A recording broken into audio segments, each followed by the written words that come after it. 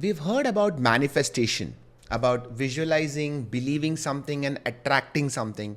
When I first heard about it, I didn't really believe in it because none of these concepts had any scientific basis for me. But over the last couple of years, the more I read about manifestation, I realize that some of these concepts are based on neuroscience and they actually work, but not for the reasons that other people tell you. So today's video is about the techniques of manifestation that you can use, which I have found to have some neuroscience basis. I'm Dr. Siddharth Warrior. I'm a neurologist and welcome to my YouTube channel. We talk about everything to do with your brain health. Subscribe to the channel. It means a lot to me. You'll see a lot more such videos on your timeline. Now, technique number 1 is what I call main quest and side quest.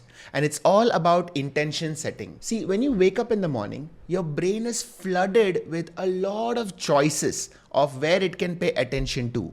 It can open up Instagram and start scrolling reels. It can go into the kitchen and pick up a coffee. It can answer your emails. It can reply to messages. It can start TV. It can go for a walk. There are a lot of things that your brain can do. Now, in the brain is a part called the Reticular Activating System. You can think of this part as a torch inside your brain, and wherever the light of the torch is pointing, that is where your brain will pay attention to. Now, if you don't tell your brain which choice is important, that torch will keep flicking from one target to the other. That is why it is important to have a main quest for the day. Think of it like playing a video game where you have one main quest which is important. That's the one that you have to finish to win the game. And everything else, every side track, every side character, every NPC that comes to talk to you are all side quests. It's great if you can do it, it'll give you experience points, but it will not win you the game. For winning the game, you have to finish your main quest. So every day when you wake up, you should know what the main quest for your day is. When your brain knows your main quest, it will filter out all unnecessary information and it will channel your attention to get the job done. And remember, it has to be one main quest because having 10 quests is almost as bad as having no quest at all. So the first technique is when you wake up, ask yourself, what's my main quest for today?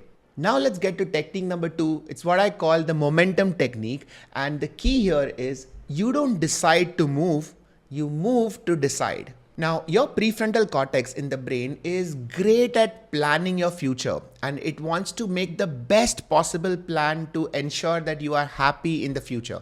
But because sometimes it is scary to commit to a plan, it wants to collect all the information it can before committing to one course of action.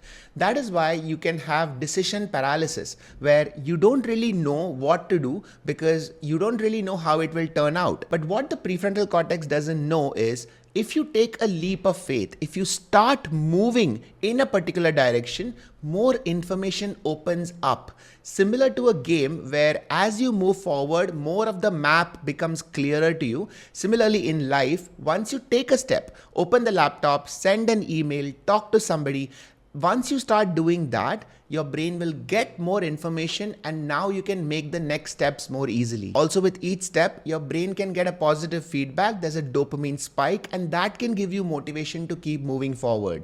It's your brain's way of saying, oh, great job, you took 2 steps, let's keep going. And the end result is you actually get out of your overthinking loop. So the way out of overthinking is to start doing. So the next time you feel stuck, remember this line, you don't decide to move, you move to decide. Finally, technique number 3 is what I call the hitchhiker method, and it's all about companionship. Now, you can travel alone. It can be done, but it is hard because some days are difficult and you need people to talk to. So if you are traveling alone, remember that in order to succeed, your own vision, your goal of how you perceive your future should be so clear, so bright, even on the days where you are filled with self-doubt, where you don't really know what you're doing. But if you have company, if you are traveling with other people who are also going in the same direction as you, that journey becomes easier. And this is mainly because your brain reflects the behavior of the people around you. There is a mirror neuron system in your brain that is constantly picking up body language and cues from those around you and incorporating that into your own thinking style. And that's why community is probably one of the most underrated productivity tools. So if you want to head towards success, find other people who are also headed in that same direction and hitchhike with them. Study with people who are also learning and not just talking about studying. Work with people who are actually building stuff and not just talking about building stuff. And dream with people who are actually doing stuff. So these are 3 techniques of manifestation. It's more about creating that right mindset every day that will just allow you to navigate through life easier. To summarize the techniques, the first one is to have a main quest every day. The second one is to move to decide and not wait until your decision is done in order to move.